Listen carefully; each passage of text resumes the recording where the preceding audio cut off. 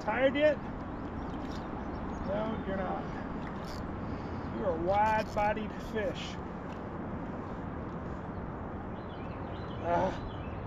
Come on. Nope. Come here, come here, come here, come here. Come on.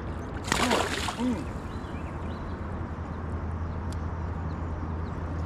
Get you in there. Alright, I'm gonna let you breathe. Okay. So I've been zooming along this big open pool, and there's not a lot in the way of like whitewater, or there's very few disturbances in the on the surface. But the few places that we have those disturbances, I've been running to, you know, from the standing up position, throwing the crankbait, the live target crayfish crankbait. This is the first good one I got. Been getting some others, but all I'm doing is going from disturbance to disturbance on the surface, fishing the upstream side, fishing right on the downstream side. This particular one was just on the downstream side. And thanks for eating my crankbait. Okay, put me back. All right, I'll put you back.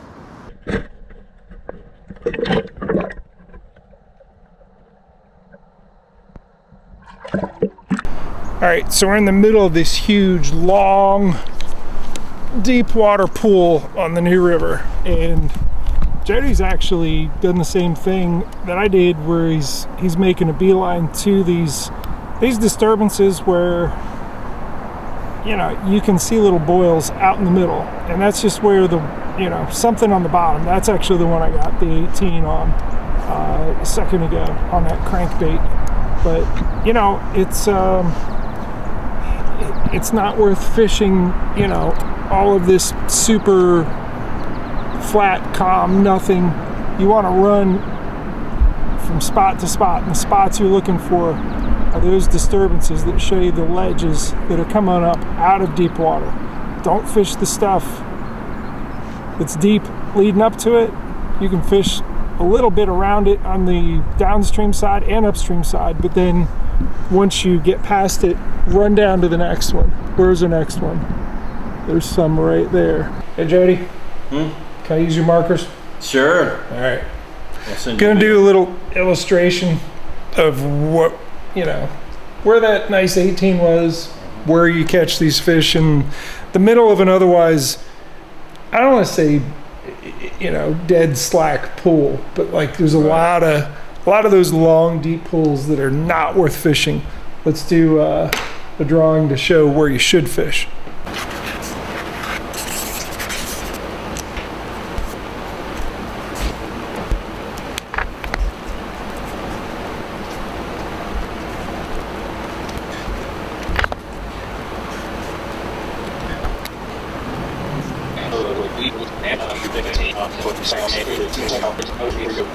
All right, got the illustration here. Jody's gonna film over my shoulder as I explain what we're looking at. Basically, I have two illustrations. This top one is the top view, kind of like Google Maps, where you're looking down on a river.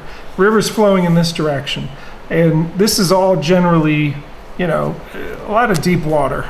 This is that's deep. Most of it's deep, but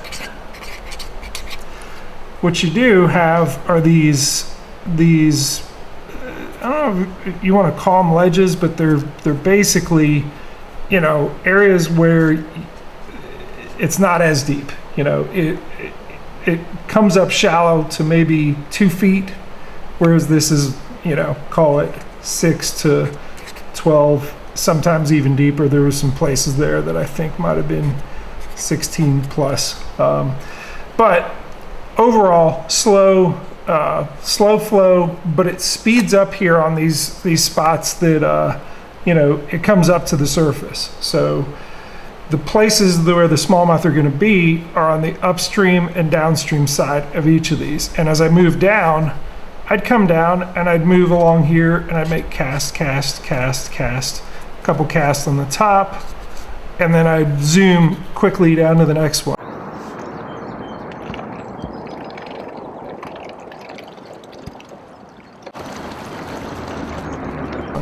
cast, move across, cast, cast, drift down here, cast this way, and then zoom. Go quickly to this one, cast down onto it, come across, cast down, come around here, cast up, and you're just hitting these spots. And then zoom down to the next one, and then repeat.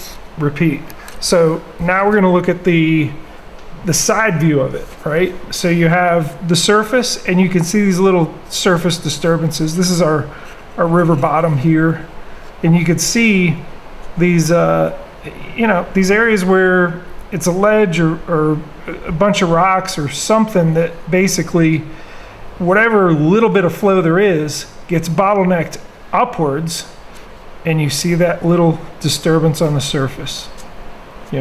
Each of these, you just really have to pay attention and look at.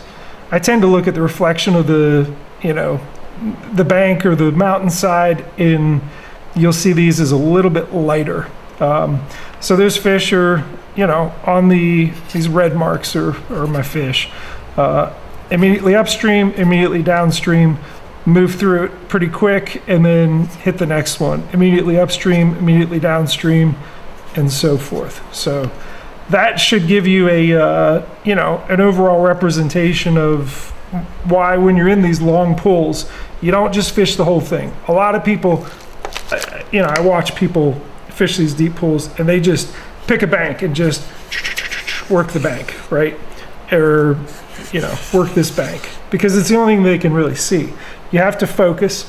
You have to look for these little upwellings, these little disturbances, and fish upstream and downstream. So let's take a look at one more example that I filmed today, and hopefully it firms up the concept for you, and you know how to fish these long, deep, slow current pools, and you can maximize your time on them catching big smallmouth.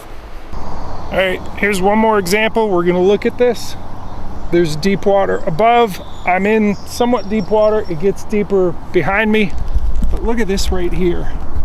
There's a shelf.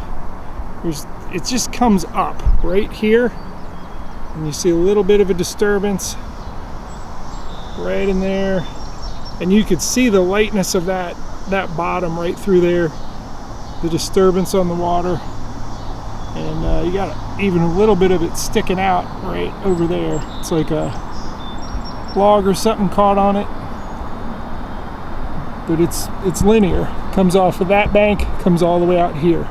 You want to fish the upstream side where it's, the current's going this way and it's coming uphill to it, and then you want to fish just on this side. I may put a jig in right there where it's coming down again.